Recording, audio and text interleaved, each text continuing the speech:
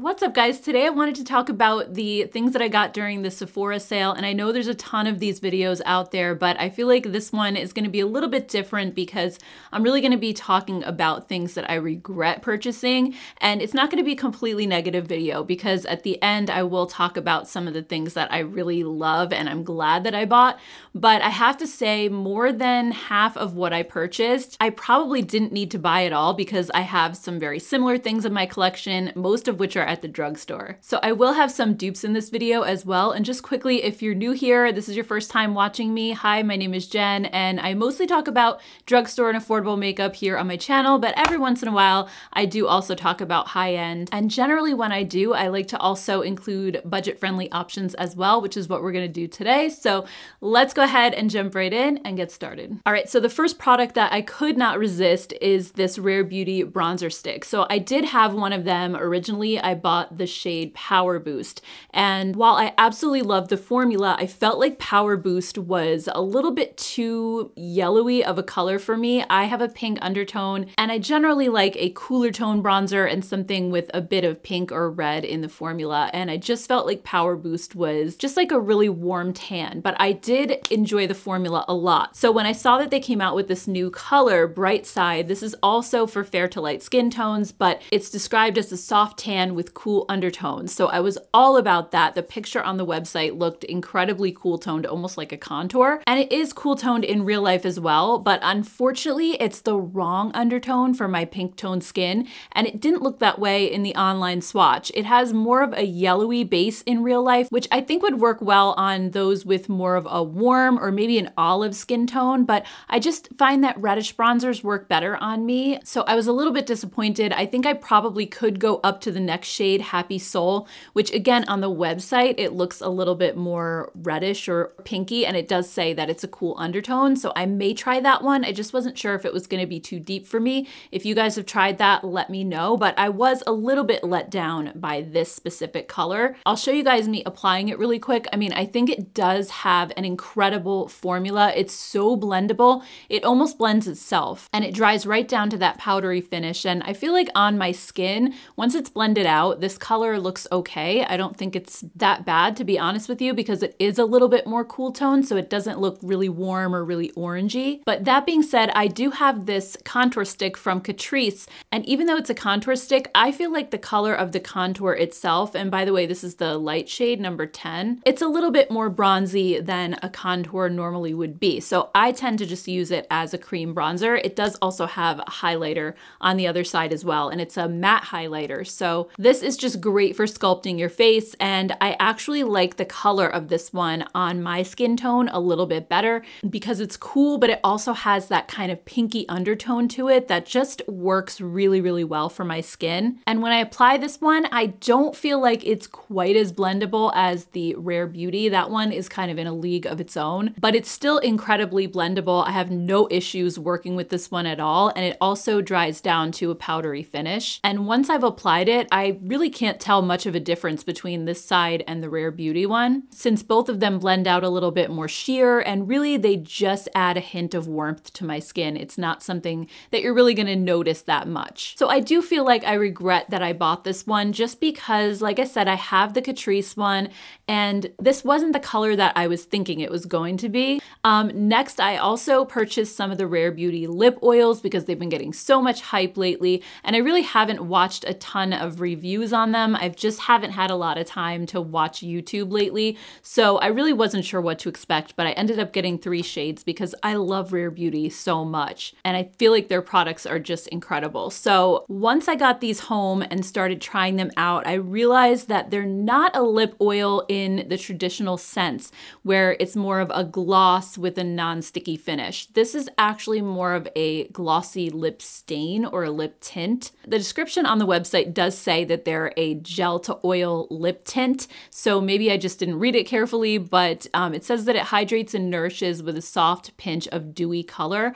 I would say it's almost more than a pinch. These are actually very pigmented, much more again than I was expecting. So I was kind of blown away by that. And I wouldn't say that I'm disappointed in the formula. I actually really like this type of a lip stain because it's not quite as drying as the traditional kind. But if you're looking for a true lip oil, like a gloss without the stickiness. You might be disappointed in these because they're definitely not sheer like a lip oil, and they're definitely something that's gonna stick around a while, and they're not quite as hydrating. They are a stain, so they do kind of a little bit dry out your lips, not completely, and also not at first, but as you wear them throughout the day, I do find that my lips tend to get a little bit dry, which is pretty common with this type of a product. So these remind me a lot of some of the K-Beauty lip stains that are out there. I don't have any at the moment, but I've tried them in the past, and I definitely think you can get them a lot cheaper from places like Yes Style, but there also are some drugstore options that I just feel like are so similar to these.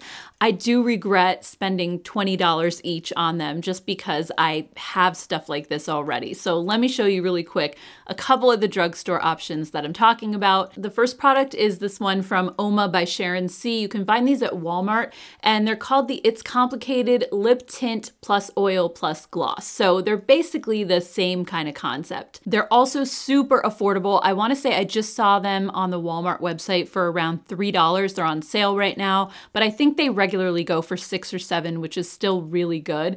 And I feel like these are just as pigmented as the Rare Beauty oils, and same thing, they have a glossy texture at first that leaves like a soft stain behind, and then they kind of wear the same too. They stay glossy for a little while, and then the gloss wears away, and you're just kind of left with that tint. So these are one option. Another one that I feel like is super similar too are these Flower Beauty ones. These are the Bitten lip stains. These are around 10 or 11 bucks, but still half the price of the Rare Beauty, and they pretty much, again, are the same thing. They're very pigmented. They go on kind of like a light gloss or a lip oil, but they leave that tint behind. And these come in really beautiful colors. I only have 2 of them, but looking at the CVS website, they have beautiful shades, and they do carry these at Ulta as well, but I noticed that almost every shade is sold out. I think there's only like 1 available, so I would definitely grab these at CVS if you're interested. And by the way, neither the Oma ones or the Flower Beauty have that tingle or the plumping sensation, so if you don't like that, then these might be more up your alley. And then a third drugstore option are the e.l.f. Glossy Lip Stains. These are $6 each, and they also have that kind of gel oil type of a feel at first, and then they leave a stain behind. I don't think these are quite as pigmented as the others though, but they might actually be perfect for somebody who doesn't like a bold lip and just wants to try something a little bit more on the subtle side. But these are basically the same thing, just a little bit more sheer. So I think if you're wanting to try something like the Rare Beauty glosses, before you spend a lot of money, you might want to consider just trying one of the drugstore options first and seeing if you actually like it. I mean, obviously, I'm not disappointed in the formula of the Rare Beauty ones. I think these are awesome, and I really do enjoy them, but my regrets kind of come from the fact that I have so many similar options already at home. Now, granted, if there's a color or something in the Rare Beauty that you can't find in the other formulas, then it probably would make sense to just buy the color that you like. So in that type of a situation, I think these are definitely worth buying because, like I said, they're a great formula, but I think you can get pretty much the same thing for less either at the drugstore or on the K-Beauty side on sites like Yes Style. Moving on, we have the new Milk Makeup contour sticks. So contour sticks are huge right now, and contour wands, everything contour. And this was sort of an impulse purchase for me. When I saw it, I was like, ooh, Milk Makeup has a contour stick. I do like the bronzer one, so it just kind of was one of those things I just put into my cart instantly without doing a ton of research. I got the shade Toasted, and it's definitely an awesome color for contouring. It's very cool toned and grayish, but that being said, this teeny tiny little stick is $24. You're only getting 0.19 ounces of product in here. Not to mention there are huge complaints on the Sephora website, which again, I didn't look at before I purchased it, about how the packaging is. First of all, it comes with this little clear protector over it, and as soon as you peel that off, it takes this huge chunk of the bronzer with it. So I already lost some product just with that alone. And if you look at the Sephora reviews, there are pictures that look exactly like this. So it's not just happening to me. And also people were talking about twisting the product up and not being able to get it back down again, which I don't tend to twist it up that much, so I don't think I'll have an issue with it. But other than packaging complaints and the fact that this is really small, I do really love the color of it. I love the blendability. It's a beautiful formula, and I had a feeling I would like it because I do enjoy the bronzer stick. So I really don't have any complaints as far as the formula goes with this. I think it's a really nice contour stick. If you like Milk makeup, it might be worth purchasing for you. I'll show you quickly what it looks like, just me applying it. I just put a couple of dots kind of back toward my ear, and then I used a sponge to blend it out, and I think it worked beautifully. You can also blend it with a brush if you want to. You can use your fingers. It's a really versatile product, and it does dry down all the way to a powder finish, so it's not going to stay sticky on your cheeks. So this is a very solid product. However, I thought about when I was using this, my NYX Wonder Stick contour. And again, this is kind of like the Catrice one, except this one is way more cool tone. The Catrice one was more like a rosy bronze color. This one is actually the shade Fair, and it does come in many different colors for different skin tones, but the Fair shade in particular is very gray, very cool toned, even a little bit more so than the Milk Makeup one. And the NYX one is $14, so it's $10 less, and you're getting roughly the same amount of product on the contour side, but you also get a highlighter on the other side with the NYX, so it's basically double the product for less. And I find that when I apply the NYX one, and I've been using this for a long time now, it blends out just as beautifully, and it's honestly the perfect color for contouring for my skin tone. So it dries right down to that powder finish, just like the Milk Makeup one, and it's really the perfect color for my skin tone. So again, kind of like with the Rare Beauty lip oils, I don't have a problem with the formula of this. I don't like the packaging. I don't like how tiny it is, and that when you take the seal off, it takes some of the product. But those complaints aside, I do think it's a really beautiful contour wand. I just kind of feel like I shouldn't have spent the money because I have and enjoy the NYX one already. I think as a makeup lover, I just tend to get really caught up in the newness, and I don't always think before I add to cart and really remember what I already have. I need to get better about doing that, but now that I have this, I'm definitely going to still use it because I do really enjoy it a lot. But I just wanted to mention the NYX one in case you had your eye on the Milk Makeup. I also have another face product that I wanted to share, and this one was actually sent to me in PR. This is the only thing in this video that I didn't purchase myself. Everything else I bought at Sephora, but considering that this is at Sephora and they just sent it to me and the sale is going on, I thought some of you guys might have your eye on it and might want to know a little bit more about it. So this is the Makeup Forever HD Skin Face Sculpting Palette. It is $85, which is a lot, but inside you have a ton of product. It comes with concealers, it comes with contour, and highlighters. So the description on the website says that you get 6 shades to conceal or even out your skin tone, 2 contour shades, and then 4 highlighters. And it says that it has a lightweight, comfortable formula that syncs with your skin for a naturally radiant finish that lasts for 12 hours, and that it has buildable coverage that makes it ideal for all skill levels and looks.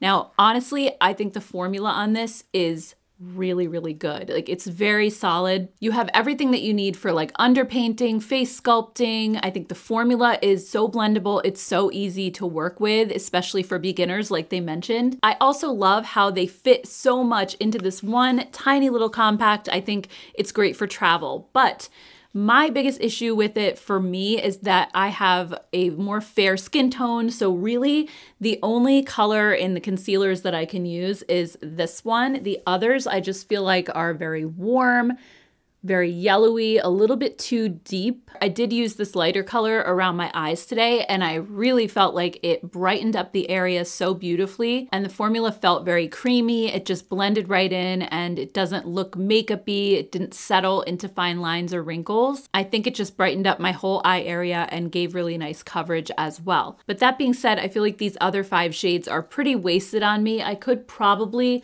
mix this lighter color into some of the others and create like a custom shade. But just looking at the undertones here, I think most of them are more on the warm, yellowy, olivey side, whereas I would need something a little bit more on the pink tone side. So I can't really use most of this side of the palette. Then over here, we have the 2 contour shades. So this one right here is the perfect contour color for me. I think I could use this one no problem. This one obviously isn't gonna work, it's too deep. And then the 4 highlighter shades, I think I could pretty much use all 4 of those with no issues. And I actually did use the lightest highlighter today, so I'll show you guys quickly what that looks like. I just dabbed it on and I blended it with a damp beauty sponge, and I really loved how, again, seamless it looks on the skin. It's not glittery or sparkly. It just gives your skin that sort of lit from within glow. And it really doesn't even look like you're wearing highlighter because it just melts into your skin so easily. So again, I'm very happy with the highlighters, but overall,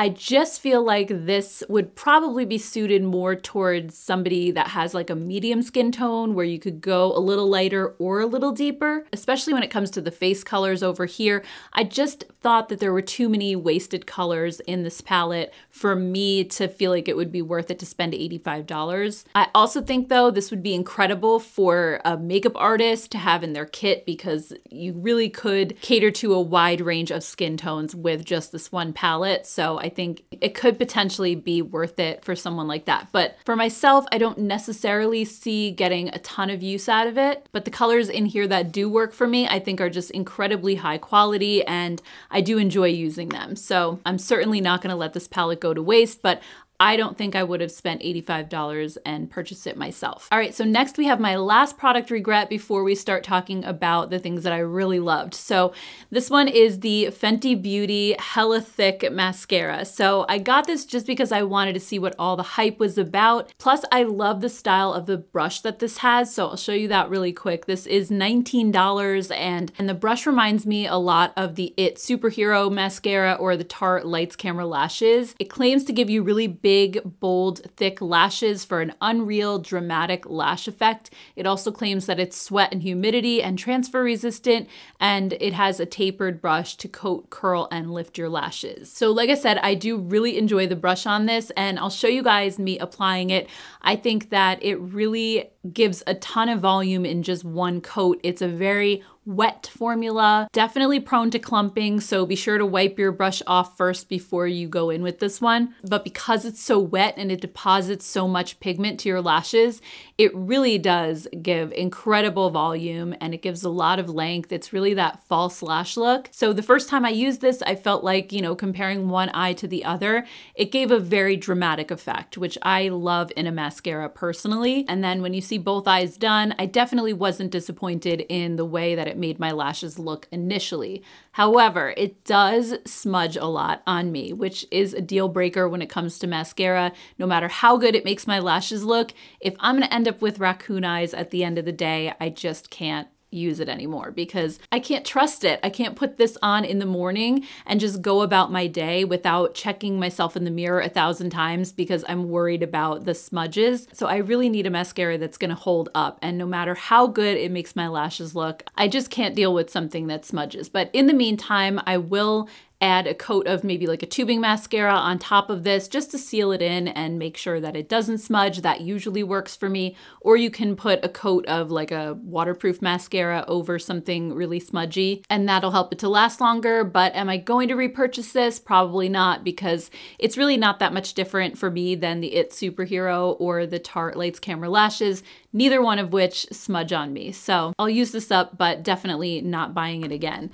Moving on, I have one product now before we get into the things I really loved that I'm kind of like on the fence about, and this was a complete blind buy. It's the Kayali Yum Pistachio Gelato Perfume. So I got the little travel size, which is $25, but with the sale, I got it for $20, I think. So really not that bad for a perfume. So it just comes in this little bottle, and I've seen all the advertising for this on Instagram. It just looked incredible. I love a sweet gourmand type of a scent. I would say my favorite perfume, just for reference, is the Ariana Grande Cloud. I love that one. It's something that is sweet, but not like overly too sweet that gives you a headache. It has like that amber base. I like scents that are like really warm and really cozy. I do tend to stay away from anything that's too floral or also too heavy and spicy because I feel like both of those can give me a headache. So I usually like a perfume perfume that is on the lighter and sweeter side for the most part,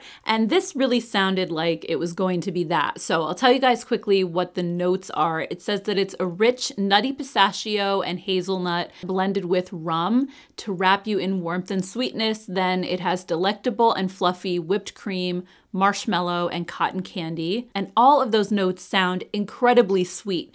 But surprisingly, it doesn't smell that sweet. When you actually first put this on, it almost has a little bit of soapiness to it. There's like a sophisticated element that I wasn't expecting.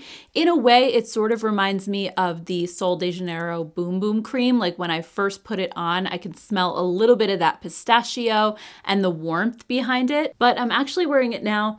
There's something about it that reminds me of a perfume I had in the 90s or like the late 80s. Maybe Exclamation is coming to mind, although Exclamation doesn't have any of these notes in it, but there's just something that like when I put this on, it immediately takes me back to junior high. Maybe it wasn't Exclamation, it was something else, but something I wore back then smelled almost exactly like this. At least initially when you first spray it. On me, that initial kind of soapy, powdery scent is mixed with the pistachio, but after maybe like an hour or so, it dries down into more of the sweetness and the other notes that they talked about, like the marshmallow and the whipped cream. So I would say I'm not a huge fan of it when I first spray it. It's not really the type of scent that I love, but it ends up drying down into something really beautiful that I do end up loving.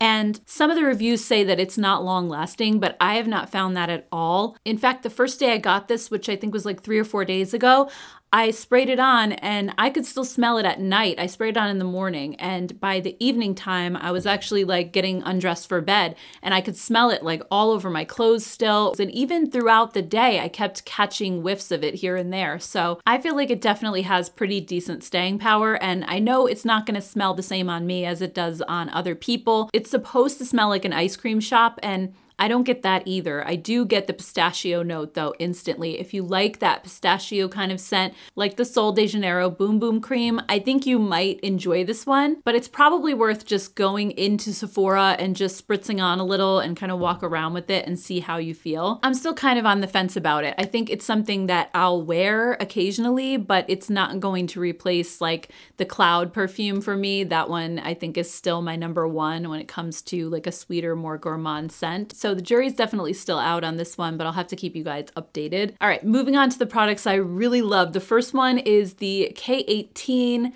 Molecular Repair Hair Oil. So I do have the original K18 treatment. So if you're not familiar with that, it's similar to like an Olaplex type of treatment where if you have really, really damaged hair, which I do because I get highlights and the bleach tends to really do a number and cause breakage. So the K18 treatment, like Olaplex, is supposed to basically repair your hair and rebuild the bonds. And just a quick little anecdote, when I was getting my hair highlighted last time, my stylist puts Olaplex into the formula. And I know there's been a lot of concern lately about people having hair breakage from Olaplex.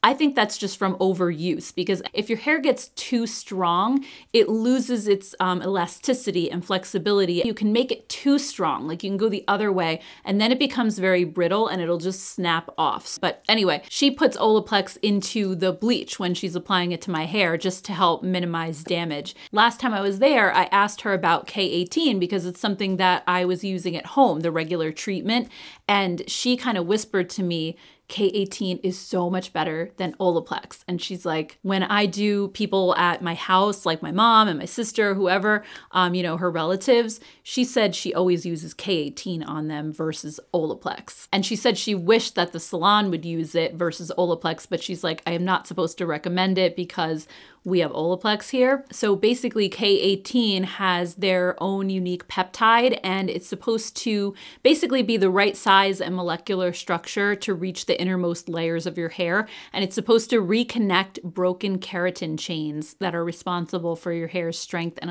elasticity. And on the Sephora website, it says they did a clinical study on hair that was bleached 8 times. And after 2 uses, the K18 peptide restored damaged hair by up to 82%, which is incredible. I remember growing up, everything I always read said that you cannot repair your hair once it's damaged. You can kind of cover it up, smooth it out with silicones, but it's amazing that nowadays we actually have products that can go in and repair the broken bonds. So I think that's awesome. So not to go off on a tangent, but I've been using the K18 treatment maybe like once a week ever since I got my hair bleached, and I feel like it's definitely come a long way from where it was originally. And so I wanted to get the hair oil when I first saw this. It's not cheap, but this also has a little bit of the K18 peptide in it, so it's really great for just repairing the hair structure. And it also has squalene and hemisqualene to reinforce your hair's moisture barriers, smooth flyaways, and enhance shine.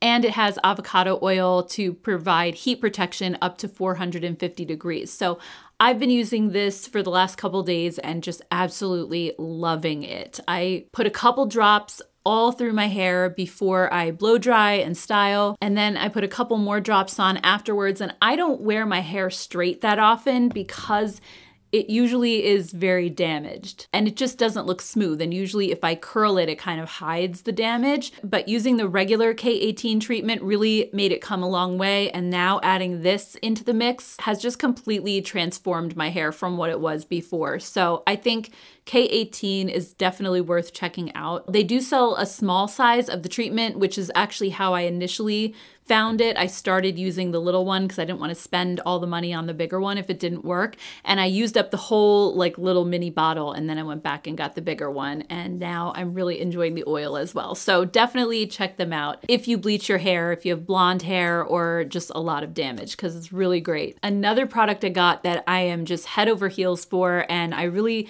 don't have a dupe for it, so it's a more unique product, is from Fresh. This is their Rose Deep Hydration Oil-Infused Serum. So this, I believe, was $60. So it's definitely something that I would get during the sale while you can get a discount, because it's pretty pricey. But even though they call this a serum, it's really more like a toner, and that's how I personally use it. Looking at the bottle, it has like the dual phase, so it's got kind of the oil layer sitting on top of the rest of it. So you just have to make sure to shake it up before use. It claims to be great for thirsty, dehydrated skin. It has rose water, it has rose extract, and lightweight nourishing oils that deeply hydrate for 24 hours without a greasy finish. And honestly, this has been such a game changer for me. Having really dry skin, this feels so incredible right after I cleanse my skin. I put this on right after that, and it just gives me that extra shot of kind of plumping and hydration, way more than a regular toner would. And like they said, it doesn't feel oily or greasy. It has this really like silky feel, and it just turns my skin into velvet, and it just gives you that kind of added layer of moisture underneath your moisturizer. I've used this the past 3 days in a row now, and I just am at that point where I'm like, how did I live without this? Because it really just makes such a big difference in the hydration level of my skin, and I feel like my makeup goes on smoother. I don't have any of the dry patches. It's just honestly like a beautiful product. So definitely something worth checking out if you have really dry skin. Another product that I'm really, really loving, and I actually talked about this in my video where I was talking about Sephora collection products recently, are the Sephora colorful eye crayons. So I ended up getting 2 more shades of these. In that video before, I was talking about the shades Taupe and Rose Gold, and I was wearing them in that video, and after pulling them out again to film that, I just started using them like the whole next week. It's just every single day I was just using the eyeshadow crayons, and I forgot how much I really love them and how easy they are. They're just like such a quick 1 and done, or even a 2 and done kind of a look. They blend so easily on your eyes. You can just kind of smudge them with a finger, or I like to just blend them with a crease brush really quick. And once they set down, they last the entire day. I mean, they pretty much are like a dupe for the Laura Mercier crayons, but a lot cheaper. So I ended up getting 2 additional colors. I got the shade Soft Thistle, which is like a really beautiful purple, and Khaki, which is a green, but it's not like a bright green. It's a very neutral olivey green, which I think is so gorgeous. So today I'm wearing the Soft Thistle color, the purple one, and I'll just quickly show you a demo. I mean, really, I just color these onto my lid just right from the stick, and then I'll just take a little crease brush, which this one is the BK Beauty 202 brush, and just kind of blend back and forth along my crease just to soften any of the harsh edges. And these give you quite a while to blend them out. They don't set down immediately. I would say you probably have like 30 seconds to a minute to really get them exactly where you want them. And once I blend this out and up into my crease, it just looks very seamless, very natural. So I could either leave it like that, just as a one and done, or today I actually went back in with the rose gold shade, which is more of a glittery finish. And I just applied this from the inner corner of my eye back like towards the middle, just to kind of make my eyes pop a little bit. And they actually build upon themselves beautifully too. I don't find that adding the rose gold on top of the soft thistle one makes it move or crease or budge or anything. So if you want to layer these, you absolutely can. And I also love them just underneath the eye too, to line the lower lash line, because they're a little bit softer and less harsh than a skinnier pencil would be. You really don't even have to smudge these out because they kind of just are that way. So they're just amazing. I want to collect all the colors eventually, but for now, I'm really happy with the ones that I have. And if you're interested in checking out some more products from Sephora collection, I do have an entire video that I did on that because there's some really good hidden gems there. I have like a top 10 list of my favorites. So I'll put that right here in case you're interested. And I want to thank you all so much for taking time out of your day to watch this video. I really, truly appreciate it. If you're new here and you enjoyed this video, I hope you'll consider hitting the subscribe button, and I hope you have a great rest of your day. I'll see you guys in my next one. Take care. Bye, guys.